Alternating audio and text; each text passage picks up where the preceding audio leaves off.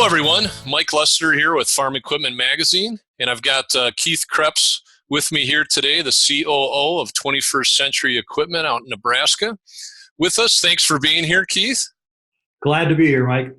Yeah, this is our first interview with the 21st Century logo on. Yes. So looking forward to that.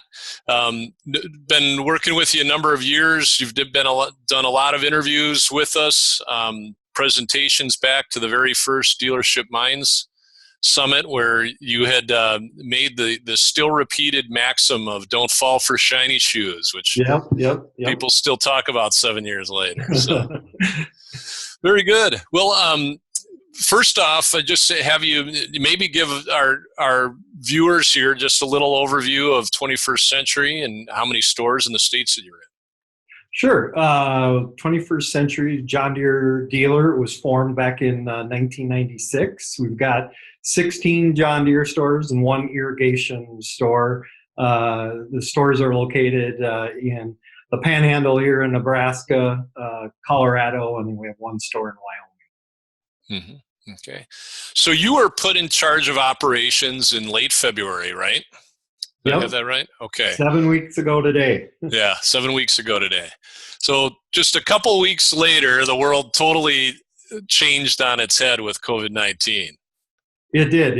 It's funny, Mike. One of my former coworkers and a friend of mine gave me advice when I took this job, and he said, "There's a great book, your first 90 days, and read that, and it'll kind of give you some insight." And I called him up about 3-4 weeks later, and I said, "I can't find the chapter on managing through a pandemic." And obviously, just very unprecedented times for all of us in our industry and across the country, obviously. Mm-hmm. So coming in new compounds that, I would imagine. What sort of decisions went into the operational plans, or things that you and Owen and the rest of the crew were talking about that maybe you had to pivot and turn on when things happen here? Yeah, I mean, we're quite proud of our safety record in our stores out here, and every year as a leadership team, we go around to all the stores and do a steak fry and seafood, some shrimp or lobster, and it's well anticipated by the employees and their spouses and their families. And we had just started it. We had 17 of those planned, and we did 3 of them. And all of a sudden this thing started. So, the big first decision was we got to postpone these steak fries. And again, that might seem small, but for the team out here, it's a big deal, good recognition of what they're doing. And then, we had to really start thinking about, what we should do to protect our employees. And out in this part of the world, the testing hasn't been real strong. So there weren't a lot of cases, and we were taking some actions that were far ahead of, I think, kind of the panic and the fear. And I think it's great testament to the culture and trust in the organization that the employees were able to accept that, and really we have, knock on wood, been very fortunate. We haven't had a positive test, but we have been very proactive in kind of putting some steps into place to protect our employees and to protect our customers. And a lot of the dealers around us have shut down the show floor and kind of just went to curbside delivery, and we haven't done that. We put in some other restrictions to kind of protect them, but it's certainly been challenging. We're implementing a face mask policy, which Kansas and some of the areas where we're in again is still going to be probably far exceeding what some of our customers are doing today. But if you think you're overreacting in this situation, I think you're actually just probably playing it right. And we're trying to find that balance. Mm-hmm. Mm-hmm. It was interesting you mentioned that the 90-day book here at the beginning. I was going to ask you that same question about the 100 days, which I know Yeah. is kind of how it's talked about in the presidential circles. What were you planning on doing that you just had to pivot with? What were you thinking at late February was going to be put into play that you had to either move up, move back, postpone indefinitely?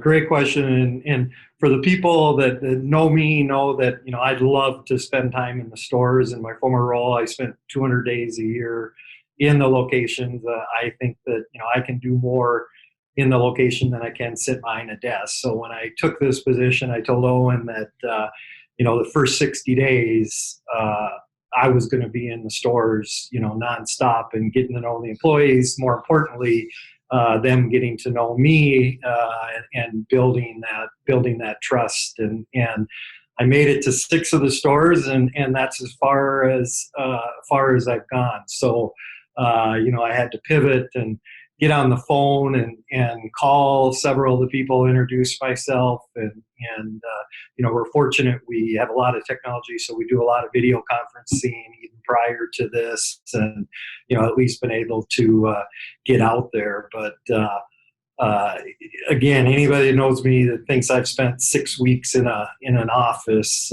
knows that it is just driving me insane. So we are starting to going to loosen next week. We are going to in the areas that we know that it's relatively safe, I'm going to start hitting the road, and I'm very eager to look forward to that. But certainly this was not the way that I expected the first couple months to play out.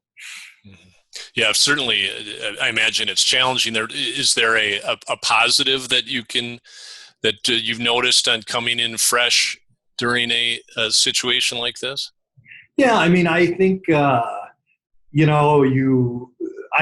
can assess kind of the culture of an organization kind of from afar, and then as you get to be part of it, and I think that seeing how the team, the people who report to me, the owners, how they've reacted to this, and how much buy-in there has been from the employees and the customers, really, I think it gave me a quicker assessment of how strong the culture is in the organization.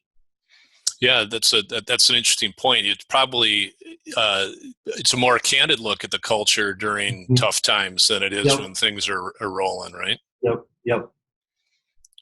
So what are you talking about right now with the team? What are the big challenges that are on your mind and Owen's mind and your leadership team during this chapter? We're and obviously as a country, we spend a lot of time talking about the first responders and the nurses and doctors, and we've got our own essential employees in our dealerships, and we've got those parts people and service people and sales people that are face to face with the customers every day. And I mean, we've seen our business continue to grow this year despite all the challenges, and we've got a lot of employees that are at risk every day, that they stand behind that parts counter or go out on a field service call. So I mean, our focus is completely on trying to make sure we do everything possible to minimize our employees' risk, make them feel safe and secure, but at the same time know that our customers have this real small window that they've got to get this crop in the ground and all that. So certainly spend a lot of time talking about that, and then all of us are getting questions on what does the rest of this year play out like. What is the market going to look like, and we're trying to get our ear to the ground and kind of get an assessment of that. We have not seen a slowdown, but we're heavily impacted by the livestock beef industry out here, and we're anxiously awaiting how the USDA is going to allocate that $18 billion program and what that would mean to our customers. Mm-hmm. What was the reaction so far to that? I think It's been relatively quiet. I think it's looked at positively, but I just think that there's just a lot of concern on how fairly it gets allocated. A lot of politics sometimes take place and how it gets allocated, and I guess they just really have no idea yet, what their share's going to be. Mm-hmm. When it comes to decisions on inventory, on taking additional inventory on, what are your thoughts on the rest of this year based on the lens you've got today? Yeah, so we're fortunate enough that like many dealers in the Midwest, we sell our equipment in the fall and take delivery of it through the spring and into the summer and deliver the new stuff. So we haven't been forced yet with the decision of what does the new order banks look like. Again, we haven't seen a letdown in sales.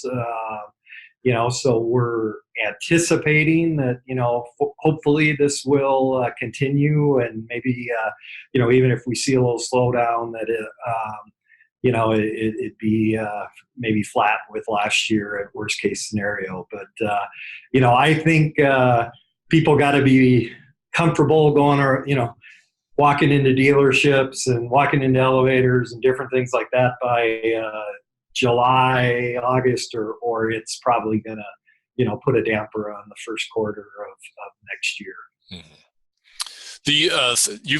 You've allowed your showrooms or you've managed to keep your showrooms available, and I imagine there's other dealers who'd like to learn how to do that comfortably. What is it that you put into place that has made that safe and effective to keep going? Yeah, it was great. It was a great idea by one of our locations that decided, let's put a table out in the middle of the show floor with a computer, and then a monitor facing the customer, and a monitor for the employee.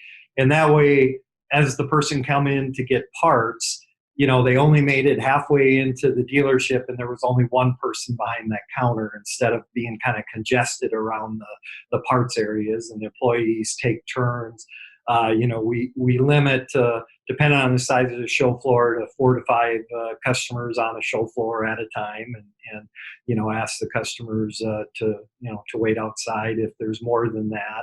And we've moved, had all our salespeople work remotely, from their vehicles and from home, and only one at a time if they do have to come into the dealership. So we're minimizing the number of people, in that front half of the dealership. Mm-hmm. So yeah, it can be done with thought and processes. Yeah, and we've taking parts out to the curb just like everybody else. We're delivering parts, we're doing parts online. We're trying to do whatever we can to fill how that customer would like to do business with. That being said, I completely understand, the businesses that have made that tough decision to lock that showroom door. It's going to be a decision that, when our employees don't feel comfortable, it will be one that we will make. But up to this point, we're happy with where we're at. Mm-hmm. Good. We're in such unprecedented times, and you can't turn on the TV without either being frustrated with all the politics or feeling good about all the good things that are happening out there. And I think anything we can do as dealers to remind everybody, but that there is good out there. We've got locations that, are ordering in food every day from local restaurants, just to support those businesses. We're a workplace in a lot of these communities that haven't had to cut employees, and that we are seeing good things. But all of us across country are in communities that are going to be greatly impacted, and whatever we can do as organizations to kind of minimize that and to show our appreciation in communities that we do business in, I think that's really important to remember. Mm-hmm. Okay, so here's a question on the kind of a different question. On the optimistic side, the glass half full picture, what do you think your organization could come out stronger on, having gone through this situation? Let's say, when we look back at this chapter 3 years from now? I think that, and we recently just surveyed our employees to see how they feel that leadership responded in this crisis. And we haven't got the results back yet, but I think that will give us some good feedback, on if we could do things differently or communicate things differently. But, I think that we've really bonded as an organization just because of, all the uncertainty out there. I mean, I'm in an office that I think typically we've probably got 15 to 20 people in, and there's been about 5 of us working out of here for the last 6 weeks, everybody else from home. And, you really build this, bond between everybody. And I think we'll be a strong organization. I think we're going to utilize technology more. I think the video conferencing, as much as you always want to try to, shake hands and be out there, I think, there are times where we can get a lot more accomplished just doing this. And I think everybody from, our accounting staff to, frontline employees are learning how to use the video technology. So I think that's going to be good. I think, what we've heard from our customers, there's been Napa stores, there's been other stores in their communities that have shut down in this crisis. And, we've had a lot of appreciation from our customers on how we've, handled this. And I think that loyalty will pay off down the road and help grow our business. Mm-hmm. Mm-hmm. Yeah, it's a situation where shared experience coming through. It's going to be very tough for all of industry, but you get through it on the other side, and your metal's been tested, and your resolve and all those things, right? Yep. Resiliency. Yep. Yeah, I think those of us that made it through, 2014 when the industry crashed and everybody thought, heck, it can't get any worse than this. And, like I said, we haven't, and I don't think most dealers have seen any financial impact yet to this. There's going to be some, there's no doubt about it. But I think, it's a crisis unlike what we faced before because, there was no playbook. And we've all been just kind of trying to figure it out as we go. Mm-hmm. Mm-hmm. Very good. Anything else you'd like to add today, Keith? No, just appreciate it. Looking forward to Dealership Minds Summit or whatever it's called this August, and looking forward to it. Yeah, excellent. As we are. So, Keith, appreciate your time here today. I know our viewers appreciate the chance to get a check-in with leaders from other parts of the country. And that's our program for today, ladies and gentlemen. I'm Mike Lesser with Farm Equipment with Keith Kreps from 21st Century. Thanks for joining in.